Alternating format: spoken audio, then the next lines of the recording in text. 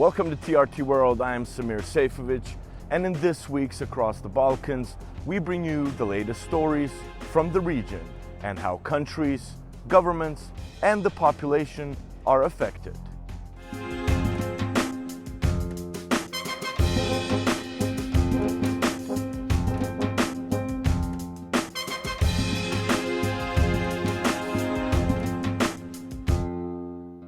Montenegro's two most feared clans have once again turned the streets into battlegrounds, sparking resurgence of violence that impacts everyday citizens. The cycle continues, fueled by money, encrypted phones, and slow justice. Mirjana Miladinovic reports.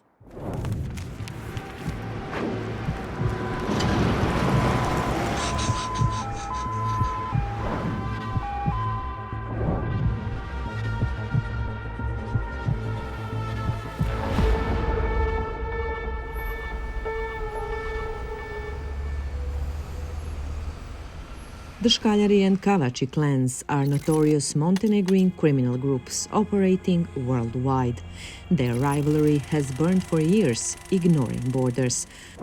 After a pause, the last 6 months have seen a resurgence in violence in urban areas. Budva, Podgorica, Cetinje, endangering civilians.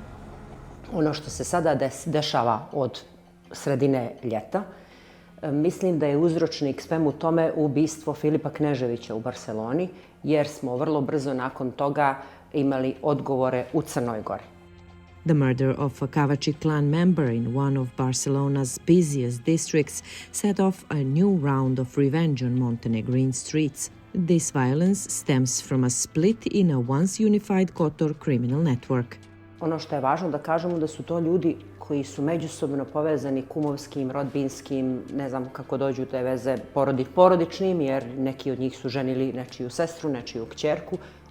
Njihove veze su jake i ispreplijetane toliko. What has changed and keeps changing is the structure. Less hierarchy, splintered cells and rotating gunmen to hinder investigations and better hide traces. Odvajaju se u odnosu recimo na kriminalne grupe od prije 20 i više godina po brutalnosti u izvršenju zločina. Odlikuju se upravo po mogućnosti da ostvare uticaj na oficijalne strukture. Po mogućnosti da se inkorporiraju u ključne segmente društva i da preko njih ostvaruju svoje prljave namjere. They use encrypted channels and switch tools quickly. Agencies sometimes decrypt traffic, but platforms keep changing. I nema ni jednog do danas koji ne može da se zloupotrebi. Upravo od strane nosilaca kriminalne aktivnosti. U ovom trenutku prema nekim vrlo ozbiljnim, da kažem, pokazateljima, već ima desetine novih komunikacija koje koriste nosioci kriminalnih aktivnosti i još uvijek države nisu pronašle mogućnost za njihovo dekriptovanje. Despite changes in governance since the former Yugoslavia, these groups endure, unified by one goal: money. Ne postoje nikakve granice kada su u pitanju ni nacije, ni nacionalnosti. U svakom tom klanu su i Crnogorci, i Srbi, i Hrvati, i Bosanci, i Srbijanci iz Srbije, i Makedonci, i Albanci sa Kosova, i Albanci iz Albanije, i Slovenci, i oni ljudi iz Latinske Amerike koji im tamo obezbjeđuju da imaju plantaže, svoje plantaže kokaina ili im prodaju po tim nekim cijenama koje se dogovaraju. Također i ljudi iz Španije. The influence on Montenegro's security structures is real, documented, and has led to arrests of people in key positions. Glavni specijalni tužilac, njegov prvi saradnik i pomoćnik direktora uprave policije za najznačajniji sektor za borbu protiv organizovanog kriminala i korupcije. Out of 11 criminal organizations in Montenegro, 2 dominate, and their clashes are the most brutal. After years of uneasy quiet, the volume is back up. Cafe corners and public places have become crime scenes. The message from the streets is simple. Criminal gangs are not afraid of the law, the police, the state. So, who should be? Civilians live in fear. Niti sam upućena u to, niti znam, ali zbog djece strepim i strah normalno. Imam unučad, odraslu djecu i tako. Ne osjećam se bezbjedno, ne ja, no moja familija. Ja sam penzioner policije. Ja ne osjećam da sam ugrožen. Nisam ugrožen, ali znate da se dešavalo ovo što oni nazivaju kolateralne žrtve, da neko strada ko nije pripadnik nijedne od tih bandi. Tako da sve može da se desi, ali sad da se nešto posebno osjećam ugrožen, ne. Some lay the blame at the feet of the state. I uvijek za takve situacije prvenstveno je odgovorna policija. Dakle, policija je državni organ koji treba da stara o bezbjednosti u državi Crnoj Gori, o bezbjednosti svih građana. Mi vidimo da u ovim obračunima se nerijetko dešava da stradaju ili bivaju povrijeđeni i uslovno rečeno obični građani. The court system reduces deterrence and keeps the cycle of violence going. Pravosnažne presude su nešto čime se jedino može mjeriti rezultat pravosuđa i generalno države u borbi protiv organizovanog kriminala. Govorimo o pravosnažnim osuđujućim presudama i govorimo o odlukama o oduzimanju imovine stečene kriminalnom djelatnošću. Nažalost, mi toga u Crnoj Gori nemamo. Journalists who cover these stories pay a personal price. Do te mjere je to uticalo na moj život da ja već pune 4 godine u kontinuitetu živim sa policijom. 24-časovno obezbeđenje ne može da ne utiče na nečiji život. Why does it look like crime is the only organized force in small, poorly coordinated Montenegro? The usual reasons include weak coordination among security institutions, infiltration of crime into parts of the system, limited state capacity, and poor preventative measures. Crime also targets the financially vulnerable, and the profit of just one of the two major groups exceeds Montenegro's annual budget. Ako bi pošli od toga da organizovanog kriminaliteta nema ako nije pod pokroviteljstvom države, onda bi došli do zaključka da danas ne postoji država u svijetu koja nema problem sa organizovanim kriminalitetom. A znači to da su sve korumpirane i da su, da kažem, da su sve vlade i tako dalje, da su pod utjecajem kriminaliteta, pa neće biti. Many believe that for Montenegro, the priorities should be faster investigations, cooperation with foreign security services, effective witness protection, financial investigations, and permanent asset confiscation, alongside professional leadership without party influence. Uslov, nažalost, za dobijanje neke pozicije ključne u vrhu bezbjednosnog sektora je generalno kao uslov za dobijanje svih pozicija u državi Crnoj Gori. To je partijska podobnost. Mi smo jedna država, jedan sistem koji je zarobljen interesima političkih partija. Compared to just last year, globally, the gains from crime and the damage to key social values are measured in tens of trillions of dollars. That economic power allows criminal groups to stay a step ahead of the state institutions. Mirjana Miladinović, Across the Balkans, Podgorica, Montenegro. We speak with Daliborka Uljarevic, Executive Director of the Center for Civic Education in Podgorica, to discuss Montenegro's security issues and how institutional decisions are affecting citizens' EU aspirations.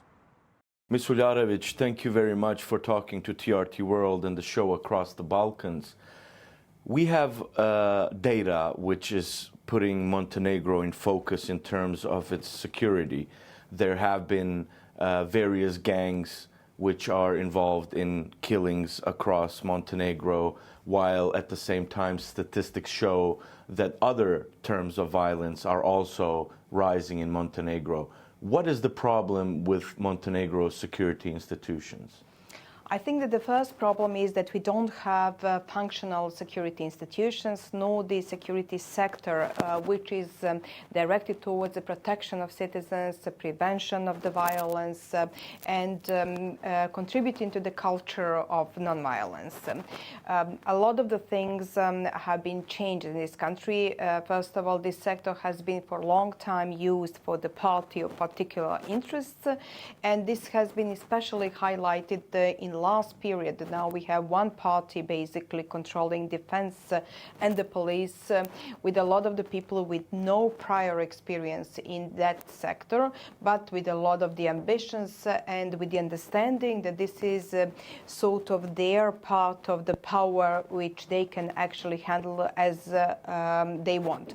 Why are we seeing such a surge of violence? I think it's very important to underline that nothing has been done in terms of the prevention. I mean, we are not talking about very important forms of the violence which are increasing in the society, such as peer violence and the juvenile delinquency as a first step to something which will later be more developed organized crime, maybe for some of these people.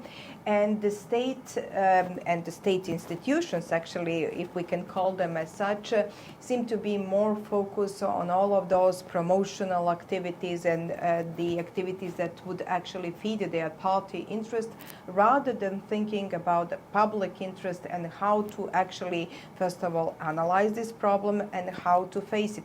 How much does foreign influence play a role in Montenegro security? With Serbia, the authorities would say that the relations are the best, but I think that the part of the problem is that Serbia is still looking at Montenegro as the temporarily lost territory, which puts the country into an inferior position. And when it comes to this issue, I see the most of the security challenges coming from Serbia through the Serbian Orthodox Church, which is in rather intensive and aggressive action of the ideologically driven revisionism in Montenegro. This has been also noted by the European Parliament in its last resolution, but this is a highly security issue. It's not something which is purely linked to the historical revisionism or with something which is in a way addressing education, culture. This is really a security issue. When you say revisionism for an international audience, what does that entail? What is the other side or the problematic side trying to revise in Montenegro?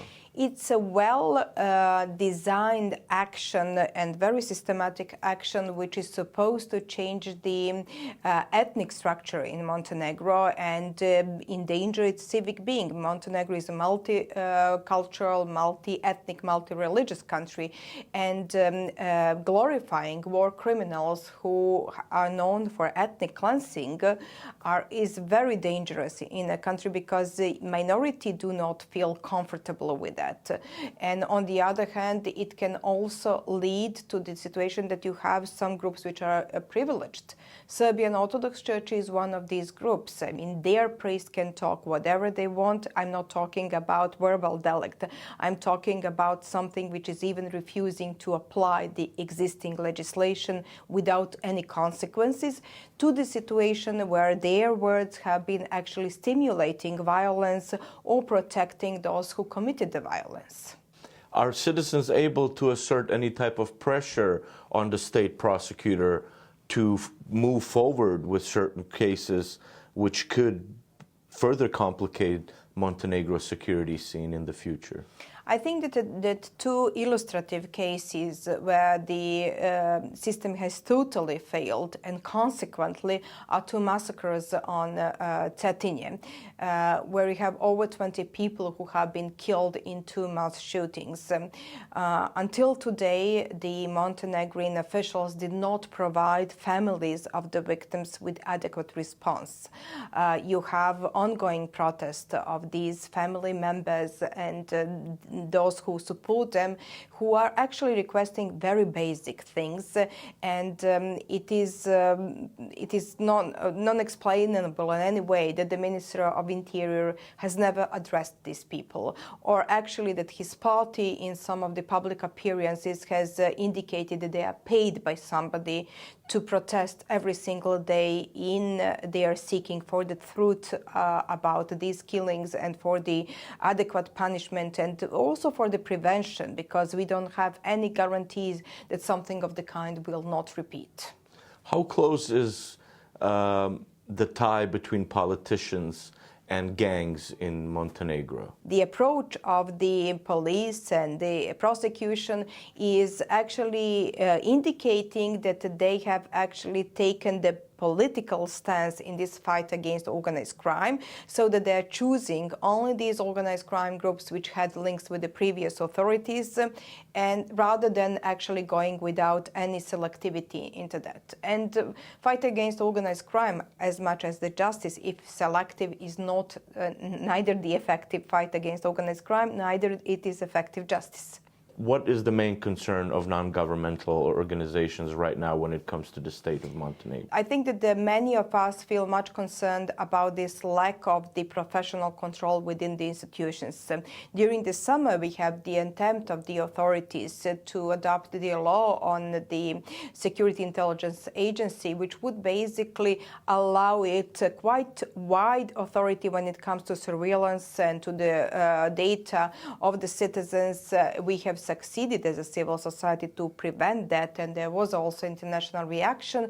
But basically, you see that people behind that do not make the institutions stronger in order to protect citizens and to protect the society, but they want to misuse them to collect data or even to treat those who do not think as they are thinking in inadequate manner. Speaking about all these negative trends, what do you see are the positive trends which maybe the security institutions are taking?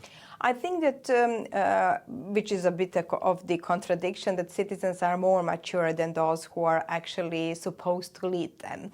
And that they have shown them in a number of occasions previously that they have decided that their voice and their voting does mean something. So I think that there is more of those on whom you cannot influence easily, even though the authorities think that they are keeping these things under the control.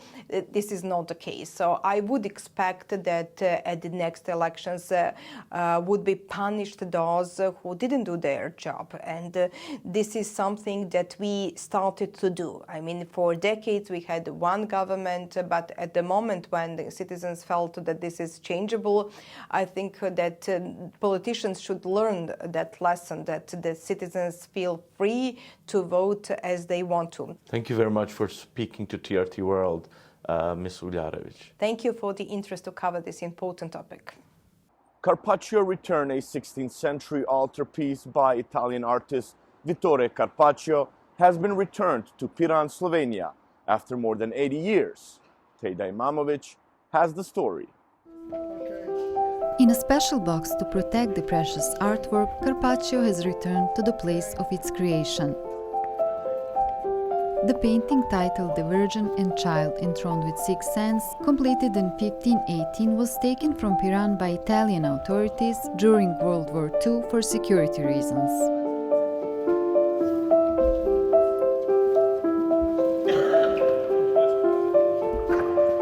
Torej, težko z besedami opišem občutke, ki jih danes doživljam sam, pa tudi mislim vsi tisti, ki so bili sedaj v tem trenutku tukaj z nami ob sliki, kajti pot vrnitve je bila dolga, 85 let, sam sem sodeloval vsaj zadnjih 30 let pri vsem tem dogajanju.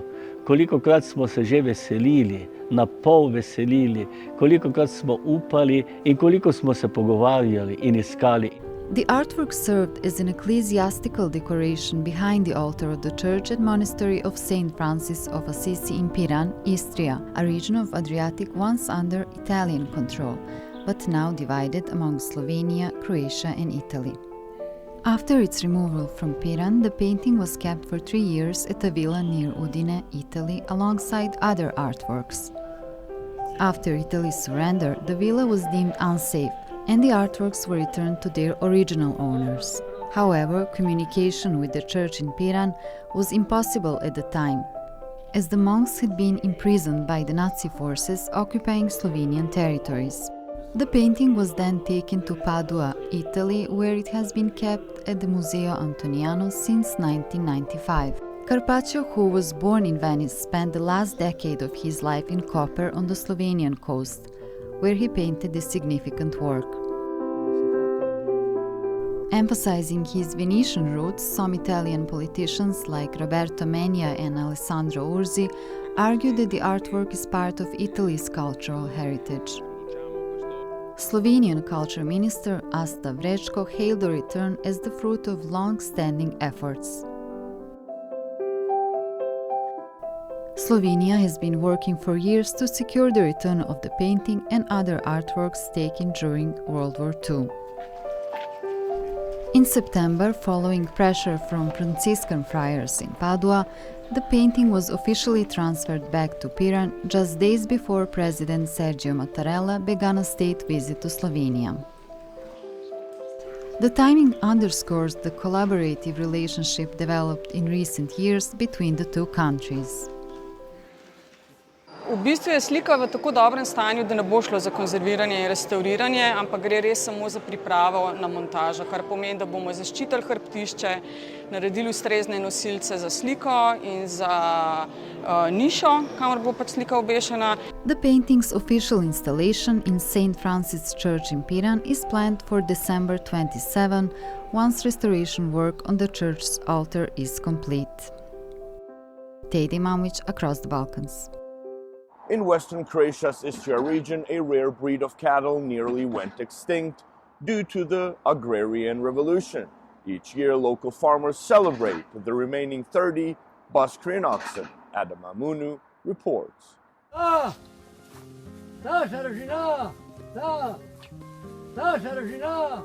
call-out Mario Udovicic makes every morning to his prized oxen. But it's a bond beyond the normal cattle-owner relationship. These Boskarin oxen or Istrian cattle are among the last of their breed. And that makes farmers like Udovicic custodians of a unique agrarian tradition. Jer on je bio glavni pokretač za Istru, jer bez njega ne smo mogli bili živjeti u ono vrijeme. To se je radilo s njima, to je sve. Ali, čujte, tako je došlo, ali baš po propisu bi bilo bolje da je Boskarin simbol Istre, jer to nas je hranilo. Svaka familija je mala istarsko govedo koje radi na šinu. They once were the only animals trusted to wear a yoke. That made them treasured members of farming families. Još uvijek ja imam, ali ne zbog oranja ni peljanja odnosno vozenja, iz ljubavi, iz tradicije da ne bi to umrlo. Jer Boskarin je bio jedini koji je nosio jaram. A nisam siguran da i gospodar koji je bio uz njega, da mu je bio lakši. Boskarini imaju teški hod, ali polako, ali ustrajno. Oni imaju kopita tvrda, ne trebaju hikovati. A gospodari koji su bili uz njih su imali tvrde dlanove. By the 1960s, Boskarin were bred with imported cattle and gradually replaced by tractors and other farm equipment. By the late 1980s, their numbers dwindled to just 8 purebred Boskarin oxen in Istria.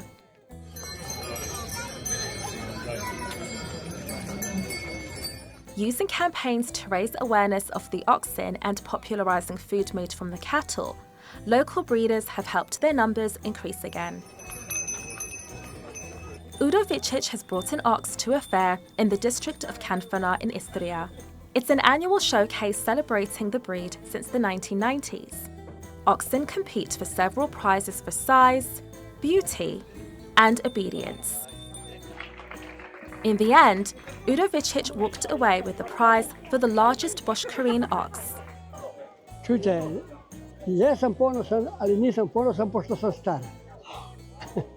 Upravo u to vrijeme nekako se je shvatilo da je ova pasmina, da je istarsko govedo, a posebno istarski vol kao kastrat bika istarskog goveda, visoko ugrožen, da ih imamo vrlo malo ostalih.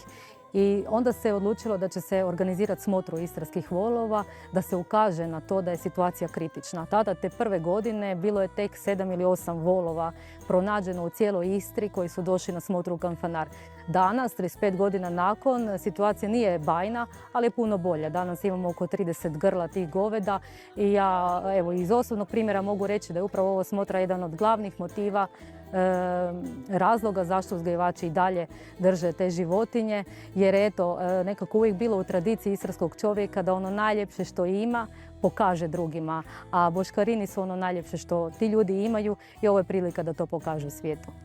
A genetic park and a breeders association have been established to support and track the cattle. Mi smo počeli najprije otkupljivati te zadnje primjerke da ne idu na klanje. Znači, i počeli smo polako stvarati genopark Boskarin u Višnjanu, gdje smo te zadnje primjerke kupovali i vodili u naš taj privatni genopark.